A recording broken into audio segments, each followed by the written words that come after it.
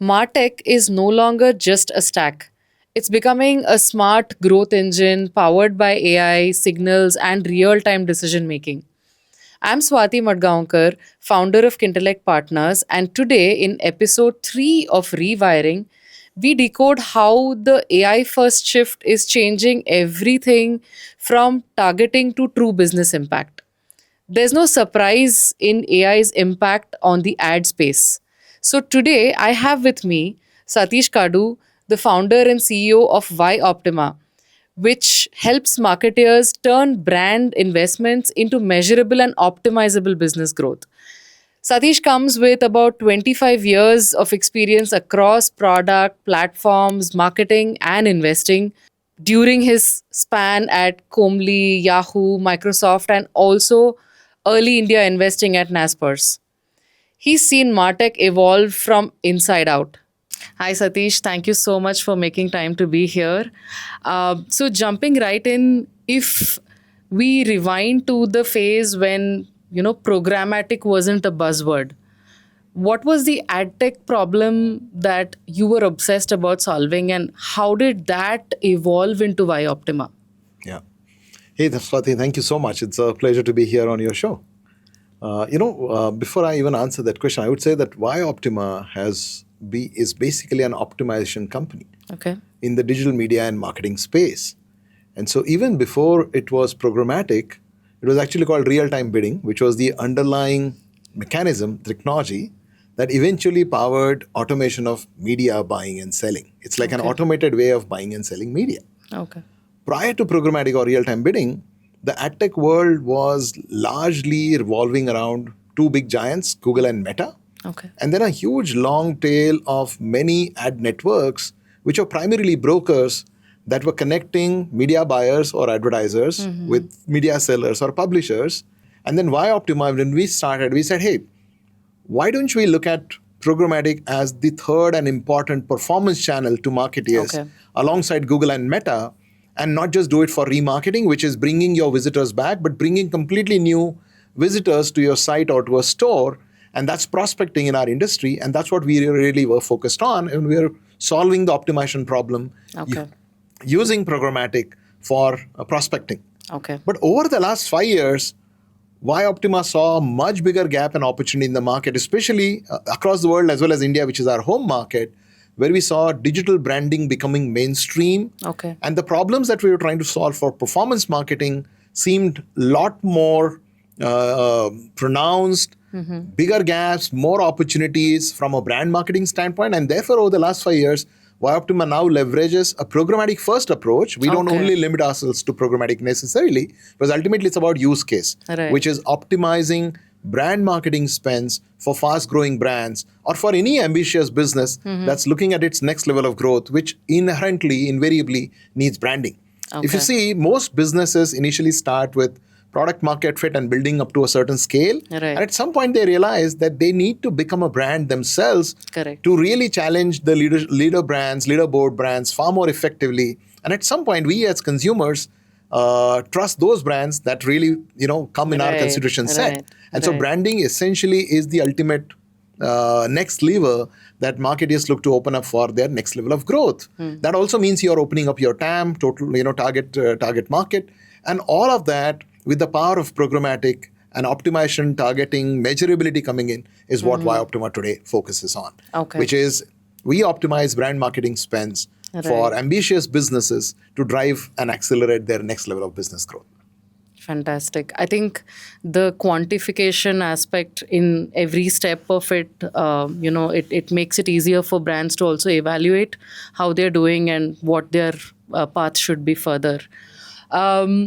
How did this, you mentioned about Google and Meta being like the only players and then, real time bidding coming in.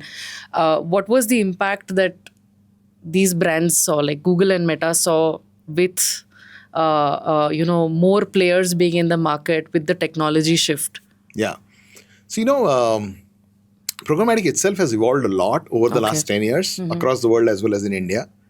And initially, Google was actually one of the earliest adopters of programmatic Oh, as a okay. technology. Okay. And therefore, while Google is normally considered to be just Google's independent platform, which is Google Ads. But Google actually is a dominant player in the programmatic space too. Okay. They acquired a company called Invite Media, made it into DoubleClick Bid Manager, which is today DoubleClick Display Video 360, Okay. which is the largest programmatic buying platform in the world as well as in India. And therefore, Google has pretty high stakes in this game. And Meta, on the other hand, was experimental about it. They joined the programmatic wave in the middle years, but then in 2017-18 timeframe, they pulled out to create their own walled garden. Okay. Programmatic did lead to an emergence of a third and a very strong pillar of marketing for marketeers.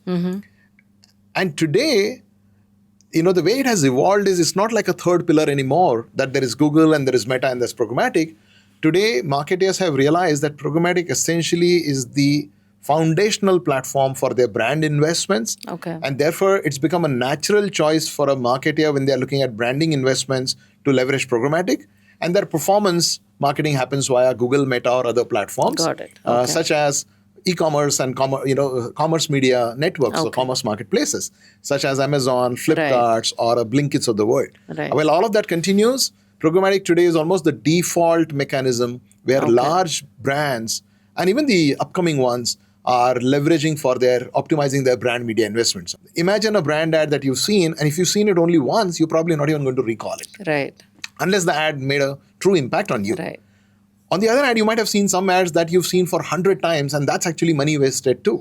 And so even optimizing reach and frequency itself remains an important problem, which is best suited to be solved using the power of programmatic buying. But then there are many other problems that come along, and creating the impact of your brand campaign to ultimately deliver business outcome is a much more evolved problem than this. Got it. So you mentioned about challenges varying with the audiences, right? So programmatic adoption, right? So was it the same across different regions, like whether it's the Indian audience viewing or American? So how did the technology adoption impact that part while you are building on campaigns? Yeah. So globally, and while Indian marketers are at par with the world in terms of technology adoption, but from an early adopter standpoint, but the mass adoption of programmatic in India has definitely lagged the US or European adoption, so to say, or some of the more developed markets. And that's also because the whole ecosystem, took time to get built, from publishers putting majority of their inventory on programmatic from an automated selling standpoint, to media buyers and brands adopting programmatic and learning the complexities of it as well, or navigating through that. So to that extent, definitely India has lagged lagged by a few years. Hyper-personalization is the AI version of stalking today. Accepted version. I mean, if done well, then it's not stalking, then it's really delivering value. Yeah. I mean, I am somebody, I can very much accept how much of buying I have done because of the accuracy of, say, an Instagram ad, or a good ad that follows me when I know when it's tagged to my search or tagged to my calendar or any of that sort. I think it's a fantastic idea as a brand. Yeah, absolutely. And I think there are broadly at least two types of ads as the industry looks at it: performance ads versus branding ads. Okay. Performance ads are aimed at eliciting an immediate action. That immediate action might be you searching for the brand, or searching more about the product, or maybe even purchasing it. Maybe you had a strong intent, or it was an impulse, right? Brand ads, by and large, go after audiences who may not necessarily be right now in the market, but creating a mind share about that brand, and therefore driving preference towards that brand when you have the need. Got it. So brand ads are essentially about building that brand preference, right, so that you remember and you have a stronger preference towards that brand when you have at the right point of purchase. So you're planting the seed a little earlier. Planting the seed early, absolutely. In fact, we call it like nurture the tree versus pluck the fruits. Performance marketing is like pluck the fruits, and branding is really nurturing the tree. That makes sense. So that it creates the right impact over a period of time and reaches out to a much larger audience, and creates a more sustainable growth. Because performance marketing is switch on, switch off often. Correct. It's like a tap on, and you switch off the tap, and your businesses come down. Right. Brand marketing is really creating a sustainable imprint of who you are, your brand and your product in the audience's minds. And that does drive a sustainable growth over a longer period of time. Right. I think it impacts recall also, right? Like you Absolutely. And brand so it recall. goes from awareness to recall to brand consideration, favorability, preference to ultimately leading to business growth in a more sustainable way. Fantastic. So we spoke about large brands, technology impact, and how the more players had a say in the market in this space, right? So you have spent a significant amount of time at Microsoft and Yahoo, and then today you are playing. You're in the founder's shoes. What are those lessons or learnings that you get in a complex and a much larger setup that are impossible to get in a startup and vice versa? Yeah, yeah. So, I've thought about this often. And I feel the best learnings really come from the combination of both the experiences. They are both extremely valuable. At the end of the day, everyone thrives on momentum, a business. And Right. momentum is mass into velocity, it's scale into speed. Right. So the large companies operate at scale, and the smaller ones have to figure out the speed, Speed. right? True. And so when working with startups or smaller companies, what matters a lot more is your speed of execution. And more than speed, I would say, how fast are you able to iterate? You may not be moving fast within that iteration, but what matters is, are you iterating fast? Is the feedback loop on? Because Right. often things you do may not be right at all. All that matters is, are you learning from it, and then are you iterating over it fast to move faster, right? Sometimes it's also good to go slow to move faster because you are just observing and experimenting and figuring out what really works. Right. And so speed of iteration matters. Bias for action is critical. Somebody with a purely a large company mindset might just wait for the universe to conspire for the action Right. to happen. Right. That's not the luxury in a startup. I mean, you are Right. constantly, we at YOptima, for example, always, this is part of our values. And we say that, hey, no matter whether you've thought deep about it or not, figure out how you can convert that thought into an action. Otherwise, an idea is worthless if it's not going to be acted upon. So those are some of the key, benefits of or key hallmark of operating in a small company and startup, the operating principle almost, right? Whereas the large companies do figure out, and for sure they have to figure out, and these are things that I learned at Microsoft and Yahoo's of the world as well, is systems thinking, Right. operating at scale, de-risking, figuring out how do you build something at scale or build something even if it's an MVP, but make sure that there is the right amount of de-risking that you've done as well. Sometimes that also means you probably move slow, but I think all of these learnings become pretty valuable when your own business that was small earlier is now going through the next level of growth. Right. And in a early stage of the business, it's the problem solving is largely done by individuals, Correct. by founders or by the early team. But for it to really move to the next level in a kind of autopilot way, it doesn't really happen ever in an autopilot way, needs you to do systems thinking, something that you learn by emulating the large companies or being in that environment. And I must say that's been some of my great learnings too. Microsoft in particular also emphasized heavily on program management. In fact, Right. it created the role of program managers for the industry. Yes. And I really thank that innings I had with Microsoft, because program management execution discipline is often underrated. True. Tracking things, prioritizing things, driving closure is a highly underrated virtue. Right. And things like that you learn with the large companies. And so the ideal combination of having a large company experience and a small company experience really gets you far more ready to build the next level of scalability in your startup journey. So, Satish, let's now focus on the aspect of understanding your partner brands deeply, right? So, you work with a lot of leading brands in India. And when a brand approaches you with a problem or, a solution that they are looking for performance wise, or, the positioning that they want to do, does it happen that you know what they're saying but they're not articulating it perfectly, and how do you kind of solve a problem like that and provide the exact solution that they are looking for? So, when we talk to our prospect clients, we don't just pitch what we bring to the table. I think the real good sales is about first uncovering the needs behind the wants. Right. And therefore, we go through a good conversation with the other side that we're talking to, whether it's the CMO, the founder, or somebody from the CMO team. And we first try to understand the lay of the land from their standpoint, where they think they are as a brand or as a product, what's been their journey like, what have been their challenges, what are their objectives for the year ahead or for the future, and what are their pain points, and what are the pain points that they have had so far, whether they were doing it in-house or with some other partner. And so I think it's very important for somebody who's talking to these prospects at the time of, so to say, sales or pitching, is to first uncover the needs behind the wants itself. Got it.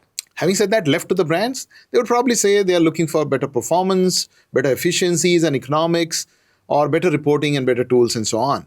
But once you start asking these deeper questions, I think most brands are able to articulate their needs behind the wants quite well. And I consider that as a responsibility of our sales team or our business development team.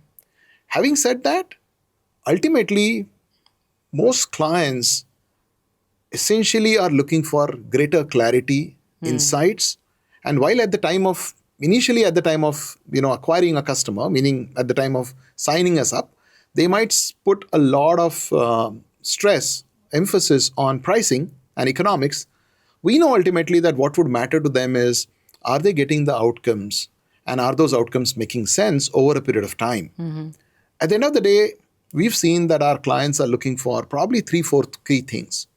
One is, how good is our servicing, and are we a trusted partner? Right.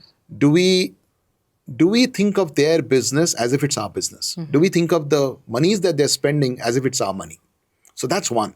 And through that, you gain their trust over a period of time. Number two, most will say that, hey, they care about outcomes, and why not? Most brands would care about the outcomes from a branding standpoint. And did it lead to not just brand metrics, which is lift in the brand recall and lift in search volumes, people searching for the brand, but hey, did it drive business lift for them? While they do, it's not that anybody can guarantee the outcomes Right. with the investments that anyone is making. Every situation is different. The creative is different. The time at which this investment is being done is different. The competition is not sitting pretty. The market is changing all the time. And there are just so many variables in the game that one can only optimize for it. Right. You cannot guarantee or predict what the outcomes would be. And I think over a period of time, your clients understand that as well. And therefore, it's not guaranteed that you're going to get X outcome that you've promised. What matters a lot more is, did it lead to clarity and insights? If a campaign succeeded and it drove outcomes, great. If an engagement succeeded is driving outcomes, that's awesome. But when it's not, are you at least learning something? Is your next campaign getting smarter because of what didn't work or what worked in the last campaign? Right. And therefore, we at YOptima over-index on not just servicing, not just outcomes, but also continuous learning, iteration, and insights and clarity. Okay. So that's what I was actually going to come to. You mentioned about all the other factors that influence the outcomes, right? So as a brand partner, do you get into that advisory mode to the brand, saying that maybe this is not a good time, you can revisit this, or this campaign should probably wait a little longer versus, or is it a fight to some extent? I don't know if fight is the right word, but with somebody who is, calling the shots from the brand's end. So is that a problem that you face often, or is your advice taken based on, the outcomes only? That's a great point. In fact, if we were to operate purely as an operational partner or as an purely operationally focused partner to a client, we would end up making suboptimal calls, suboptimal Right. decisions, because maybe they were influenced by the client who did not necessarily have full visibility into what's going on, and we didn't really add value.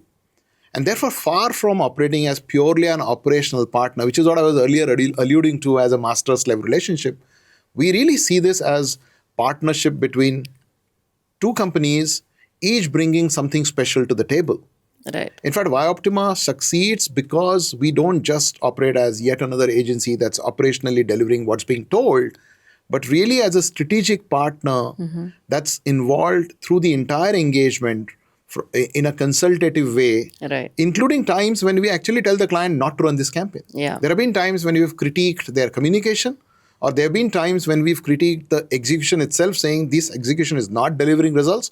We probably need to take a pause and go back and figure out what needs to happen. And there are always temptations. We are actually saying no to that budget that the client basically was putting on the table. But that temptation ultimately won't give you a long-lasting partnership. We are in the business of repeat. And therefore, making, just myopically optimizing for this campaign's budget could actually end up costing us a much longer term partnership. True. And hurts the brand YOptima itself. Right. A lot of our business is ultimately a referral business. Right. And therefore, it's incumbent on us to be the advisor to the client, to be an equal partner to the client, and bring in our expertise and our tech, combining with their understanding their business and objectives to make sure that we are doing the right things for the client. And to enable that, we in fact have built some products that are particularly geared towards discovering what the right audiences are, who the audiences of the client are, and what the right markets are that need intervention. Like one of our products, Sonograph, discovered for one of India's largest hotel chains, brands, that their biggest transacting audience segment, nearly 70%, were not destination travelers as they had been thinking for a long time. But they were actually dating couples, booking the hotel in the same city they were living in, which was not a destination travel use case. Right. Insights like these is what is enabled through the tech that YOptima has built. And the beauty is, it's a day zero insight. You don't even need to spend money to get that insight, because that's the power of your data and the customer data that the consumer data that the client brings to the table. Our other product, Brandometer, helps track a brand's salience against the competition over a period of time across any market anywhere in the world. And so all of these discovery products, first of all, help us start on the right footing. And then our optimization engines that we've built at YOptima help us optimize towards outcomes and deliver better targeting solutions that we have as well. But yes, it's always operating as a partner and thinking of this business as our business and putting our heart and soul into it. Makes sense. That would be really impactful to brands and, also to quantify the outcomes. Yeah. So Satish, you mentioned about, the decisions that you take as a partner to your brands. And I think there are multiple stories here which actually vary with every use case. So I think listeners should know more about this. Do you have any plans on those lines? Yeah, no, yeah, absolutely. Every story is different on one hand. On the other hand, there is always a scope for a lot of nuggets of wisdom that commonly apply across brands, across verticals.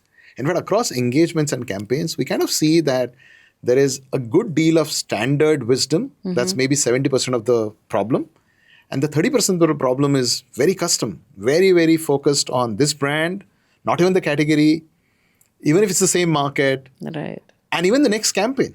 Right. And therefore, there is always that 70-30 between looking at this particular engagement or a campaign from the lens of standard insights that we've built over a period of time, experiential wisdom. They're by no means standard, so to say. Right. They are constantly evolving. And the 30% new insights that you keep discovering all the time. And so when we talk to our clients and prospects, there is a constant, we see that even the very first pitch itself leads to a lot of nuggets of wisdom that we hear from the other side, and even they hear from us saying, hey, shit, we didn't know about this. We didn't know what programmatic was really, was so powerful about certain things, or we didn't know even such a thing is possible that one can actually optimize for the outcomes or for the brand lift and so on. And therefore, to make sure that more and more marketeers in India and globally join this dialogue and we all learn from each other, we as YOptima are launching a podcast series very soon, which will be called as the YOptimist, where I plan to converse with marketeers, CMOs, people from the CMO org, as well as founders on a one-on-one session on a regular basis and hear it out from them as well. And here we are not just going to talk about marketing itself. Of course we are, and that will be the core anchor and growth, but also about leadership, also about entrepreneurship and all other, and product as well, and AI. And similar such learnings that will be pretty valuable to the community at large. YOptimist is our internal word for people, who are basically very optimistic about the future. Right. And so all the employees of YOptima and the alums are what we call as the YOptimists. We are just Fantastic. borrowing that word further. That's fantastic. I think this should definitely be a series which will literally benefit people in the area and try to understand the transition and what's in store for a segment of tech, and also so many learnings, how to approach brands, how to deal with various unique situations as you mentioned. Absolutely looking forward to it. Thank you. Satish, moving on to the most favorite word in every domain all across the internet, that is AI. So let's talk about AI hype versus reality, right? Every marketing deck today is incomplete without mentioning AI powered. How genuinely does AI impact a marketing campaign, or how does it just visibly look like a rebranding of an old idea under the AI umbrella? So I'm sure that is something you see very often. And can you just walk us through like hype versus reality aspect of AI? Yeah, and first of all, even our deck says so, which is AI powered. So we are not It immune has to it either. to. It definitely has to. So, interestingly, adtech has not been new to AI or vice versa. AdTech was, in fact, was one of the first industries that adopted predictive AI. Today, when people say AI, they are largely talking about generative AI. Right. But AI existed before as well, which was predictive AI. And AdTech adopted predictive AI long ago, since almost 2006 time frame. Oh, okay. And so we've been solving, and it's not still an entirely well-solved problem. We are solving simple problems. They look seemingly simple problems of optimizing a click-through rate, optimizing a view-through rate, optimizing a conversion rate for the last 2 decades at least. Right. And that's been using predictive AI. And the AI itself has evolved massively. And so what would have taken enormous time to solve that problem, to get to a conversion, so to say, convergence, now takes much faster, so to Correct. say. But it's also about data. If the feedback loop is not strong and the data is sparse, AI obviously has its own limitations as well. I am talking about the predictive AI here in this case. Like the adtech space still hasn't mastered optimizing for a conversion rate in a very cost efficient way. And that's just the nature of the problem, how complex it is, also with limited data. Having said that, we are now in the generative AI era. And clearly, every new breakthrough technology has had its hype cycle. And so it's very natural. Everything new that was world beating has had its hype cycle.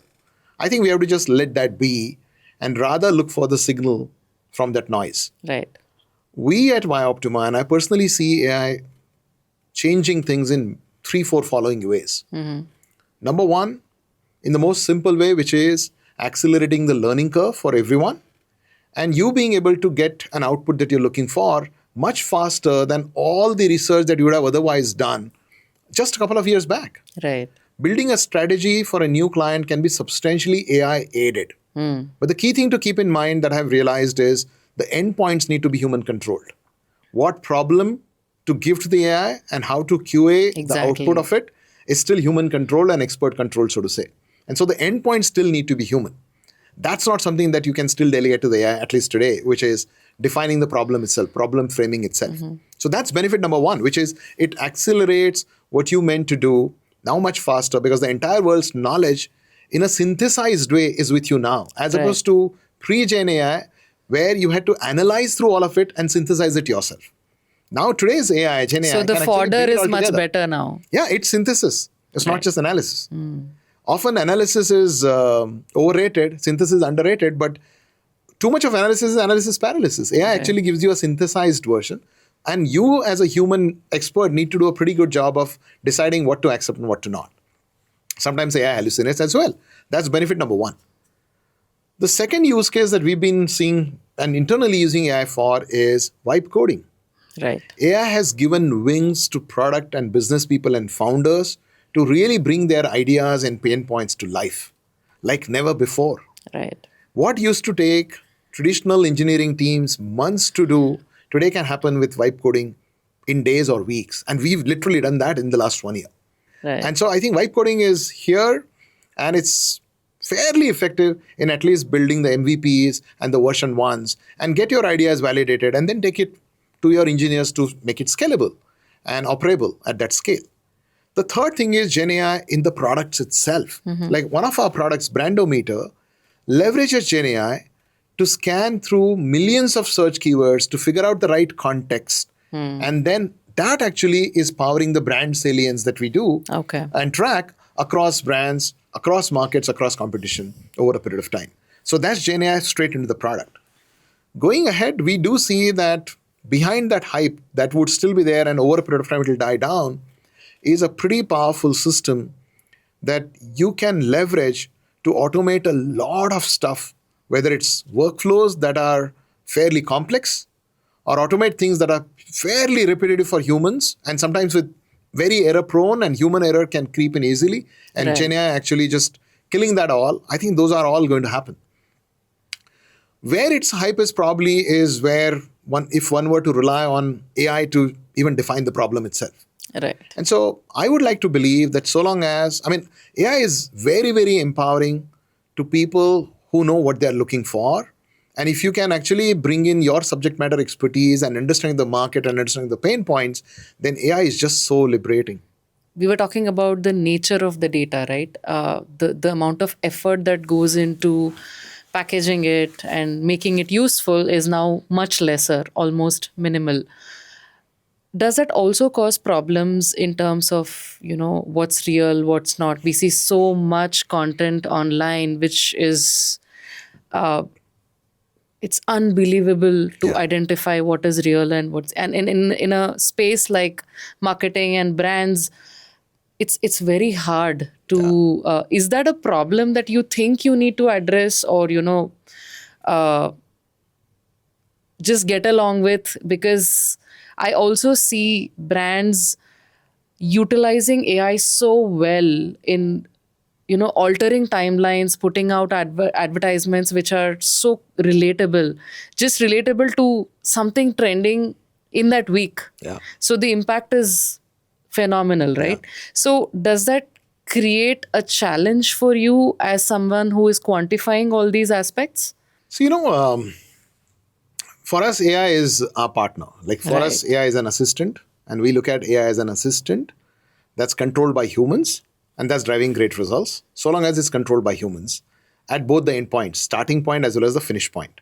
And you could see that there is some kind of a synthetic intelligence into it rather than a true insight-led intelligence. And I think sometimes it's pretty visible. Yeah. And so AI into the hands of someone who's purely just using it mechanically may not be as effective as someone who's using it a lot more intelligently, bringing in their own context and insights to the game. Having said that, yeah, AI is really changing and transforming the way we work, even in marketing and advertising, and crafting creatives and communications that are just so real. Yeah. And some that are unreal because they were meant to be unreal as well. It's going to be pretty hard to distinguish between what is real versus what was AI led. Already that's pretty hard, and it's going to be much harder. And I think to that extent, we are staring at the future that's going to have a lot of fake stuff going around, and we'll have to deal with that too. And hopefully, the new age technologies will emerge that can see through that fakeness as well. Right. But just as that's the potential downside we may have, we have a pretty high upside that we see of the AI as well. The teams of the future would be leaner, smarter, driving greater outcomes, and there'll be a higher index on your expertise, your systems thinking, and Right. product-minded marketeers would probably thrive in this new era. Makes sense. And I think for product, for anybody who wants to be connected with product, vibe coding as a skill has become non-optional. Yeah. It's just mandatory now. Yeah. So that's Absolutely. another aspect. So looking at the changes AI is bringing in multiple different aspects, I think the question of what does adtech look like in 5 years really needs to change to say 1 year or 2 years, because timelines have completely been altered today. Yeah. So what workflows or what roles do you see probably disappearing from this domain compared to Yeah. today. So I think, one thing for sure is very hard to look into the crystal ball and see what will happen 5 years down the line, because the rate of change itself is extremely fast. In the digital marketing space, there are jobs, sometimes junior as well as sometimes mid-level and senior jobs too, that focus on the mechanics of your campaign as opposed to strategy, analytics, and the intelligence of your campaign. Jobs such as setting up a campaign, which is not necessarily trivial. It does need an understanding of the tools, understanding of various mechanics, such as a creative and the right way to get the creative set up, making sure the creative is correctly tracking the clicks that go through, to measurement related tracking tags that you place and make sure that they are firing through properly as well. And the campaign setup itself, that you have set up the campaign the way it was meant to be. Right. Okay. And sometimes these are really error prone. There are a lot of human error that can happen. For example, an extra zero in the bid can completely create havoc in the system, and you will end up burning your entire budget within a matter of hours, especially in programmatic buying, where you have access to the entire world's media. Right. Okay. But all of these jobs at the end of the day are rule-based or mechanical. Right. And so people who are looking at their careers by way of specializing in tools as opposed to specializing in first principles will probably be impacted a lot more than professionals who are building their expertise on the first principle basis. Right. Because then you are really cross deployable. You're not specialized into one particular platform and how things are set up, which is anyways going to get automated. But your knowledge has become experiential wisdom and insights that are applicable across situations. And this is not just true about junior versus seniors. I mean, often those who are going about their job in a more rule-based way and a mechanics-oriented way will be a lot more impacted than those who are building true subject matter expertise, insights, and judgment.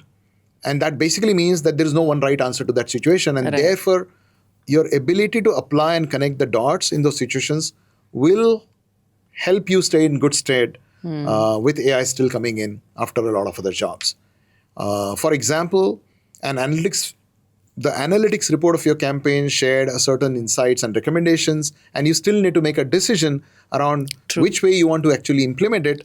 Those are all decisions that are going to be human judgment led. Absolutely. And so to that extent, if you are building expertise at a first principle level, you are well placed. In fact, you will be more empowered by the AI rather than displaced by the AI. Yes, it actually adds a lot of value to, strategic decision making and making it, there's more clarity in a very small timeline, in fact. Yeah.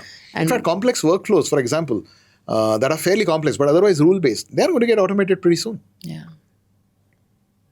Interesting.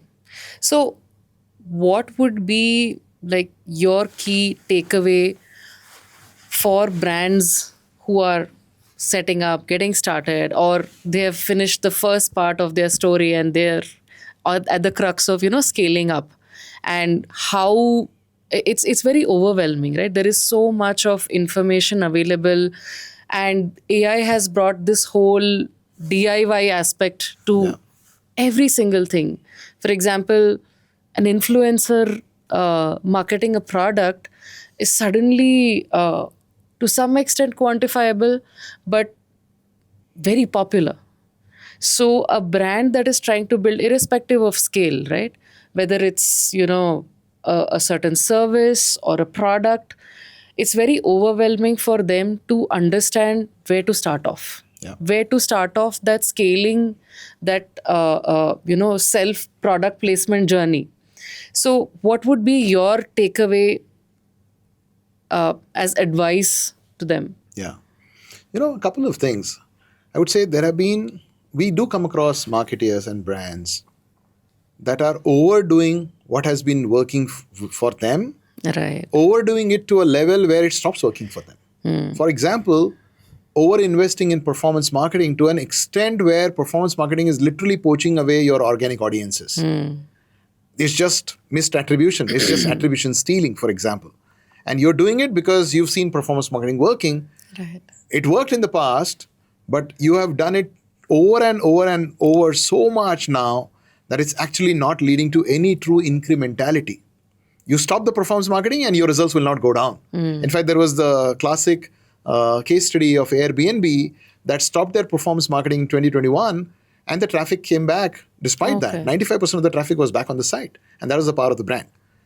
But the underlying pattern behind all of this, I would say, I would summarize in three concepts: discover, measure, and optimize.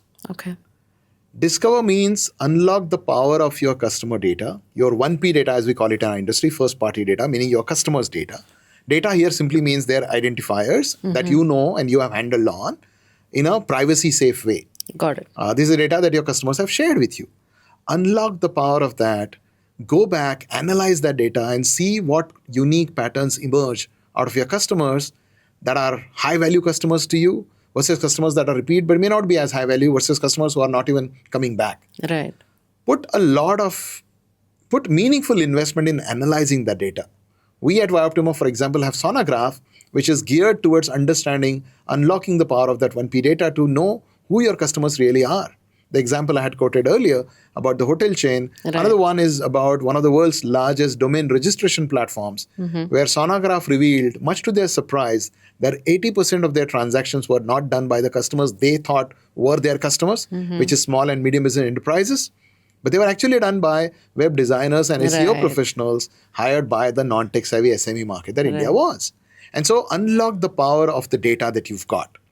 There is no dearth of data today. There is a data deluge. But what you do with that data and discover insights out of that matters. So that's the discover concept. The second one is measure. Despite technology evolution, but maybe that not permeating down in terms of practical wisdom to the ultimate level, many marketeers probably spend money, then they question the results. They hope that the results come, or they would question the results. But then when you start uncovering the layer of the onion, you realize that measurability and measurements were not well in place. Right. Ultimately, you can improve only things that you can measure. Correct. You can't control what you can't measure. True. And therefore, we advise our clients and prospects to invest in that measurability, make sure that they are measuring the funnel to the last point possible, and all of that data is coming into the system so that your system can become smarter. If your next campaign cannot become smarter from your earlier campaign, then you are really not moving ahead. Then you are really walking True. on the treadmill. Okay, so that's the measurability piece. And the third one is keep optimizing along the way. Optimization can only solve a problem within the constraints, which means you can't solve every problem with optimization. But once you gather enough data, keep optimizing along the way with what you just measured, and don't just entirely rely on optimization. Right. Because optimization is still within the data that you've got. And that's why keep experimenting beyond the contours of what you already have got. So keep running small controlled experiments, and that's also powers the discovery. So if you operate within this triad of discover, measure, and optimize, you will keep getting better and better at your game. That sounds, I mean, that's super valuable for, a brand that is actually trying to get started in the scaling up journey. Like, for example, a real estate client could say, look, I got leads. I'm very happy. I got cost per lead that looks very, very good. Performance or branding, whatever. And then somewhere a month down the line, you realize that all those leads, most of those leads were junk leads. And now you say, hey, I got very poor quality lead or lead quality. But did you have that feedback going to the system in the first place? Otherwise, Right. it's just a binary feedback. You Right. cannot act on it. Right. And so creating that feedback that's actionable is the only way that you'll get better at what you're doing. Makes sense. I think learning from whatever effort has already gone in will be very impactful and actually impacts the timelines of seeing success too. Yeah. It accelerates your whole journey. So, Satish, for somebody who is starting off, right, who is building an idea at the intersection of AI and all the other technical advancements that are happening, the audience pattern that is changing, the way content is being consumed, what would be your advice or, mental models that a new founder should look at as of today? So, I would probably say these three things. I mean, there are too many startup ideas that go nowhere because the founders worked on a problem that didn't exist. Like you worked on a hypothetical problem in the sense it was not a problem at scale and it was not a problem at that point of time, maybe. You were either too early or too late, or maybe the problem is valid or relevant only to a very small niche that's not even growing. And so the most important thing that I would advise to my fellow founder community and those who are the first time founders or wannabe founders is that get extremely clear about the problem that you're trying to solve. Don't fall in love with the solution, fall in love Right. with the problem. Right. Do validation, talk to people, throw things out there so that you can get that early validation from customers, potential customers. Get it sampled, but and iterate then along the way. Maybe along the way you realize that the problem you thought of at the beginning has probably completely changed to a different problem, but that's completely fine. Don't get stuck with the problem that you thought the world has as opposed to what the world really had. And I would probably say that maybe a huge majority of the startups fail because they were probably working on a problem that not too many people cared about in the first place as consumers. Right. So that to me is like number one, get your problem right. Number two, I would say is, especially if you're a first time founder, I would say get your finances in order. It is a long journey. You don't know unless you are a serial entrepreneur or you're having enough wealth already.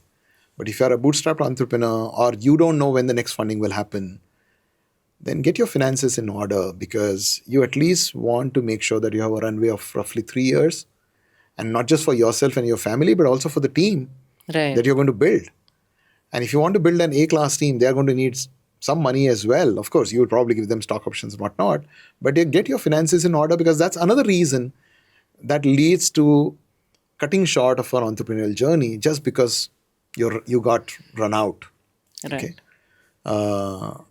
And so I would say have some sense of what your finances are and how much financial support you can build, beg, borrow, steal, whatever that may be from friends, families, or anybody else. But have a sense of that financial runway Right. of roughly about 3 years to the extent you can. And number three would be that have a vision to productize yourself and delegate and develop your talent and delegate and develop. And that's a constant iteration you do. Although that's not something you'll be able to do on day zero of any new problem. Because your initial days, weeks, and months would be to first even understand how to do it, for which you will have to do it. Even though it's not Yourself. scalable, you will still have to do it. But you got to know that this is not scalable. Right. If you fall in the trap of, oh, I am doing it so well and I'll keep doing it forever, then it's not going to scale. A very, very standard problem. Exactly. A lot of, I think, delegation, especially when you fall in love with the idea and you fall in love with the problem and you think that I am going to do it this way and no other way. And you're the best guy doing it. Yes, which may be true. Yeah. But you might be the best guy doing it, but if you don't have a team that you are capable of delegating it to, that remains with you. The world doesn't see that. It's not scalable. The world does not see that solution at all. Yeah. So I think that's very, very important advice to a lot of, founders looking at building very good teams, teams that they can trust and depend on. And your early teams matter. I mean, Absolutely. yeah. So be very selective about that. And yeah, don't just over a period of time, you got to make sure that there is a team that's helping you scale, and you're also investing in systems and productization so that you're really truly productizing yourself through people, process, and product. I think your first team, right, the first core team that you build, it only works if they are as invested in the idea as the founder is. Else it just doesn't. True. It's just being looking at recruiting now, it's crazy, right? There's no timeline to move to a new role. Yeah. There's literally no timeline. There used to be one. Yeah. It can just be today and tomorrow. Decisions are taken Very in true. such a spur of the moment. So I feel the biggest check any founder needs to do while building their core team is to check if this person truly believes in the problem that you're solving or not. Yeah. And what is their evaluation of it. Yeah. If they have given it thought, even if they have criticized it, saying that maybe this is not what you should do, that is also a sign of being invested in it. Absolutely. Being open And to feedback both ways is so critical. Absolutely, yeah. I think that makes a huge difference to an early founder. Thank you, Satish, for a very, very insightful conversation, not just for people starting off in ad tech, building in ad tech, but also for a founder building a brand, a service, and what are the points that one needs to look at, especially how to utilize the data that is on your plate and how to make it a game changer. I think this has been a very insightful and fantabulous conversation. Thanks a lot for all the inputs. Thank you so much, Swati. I absolutely enjoyed the conversation. Thank you. Thank you.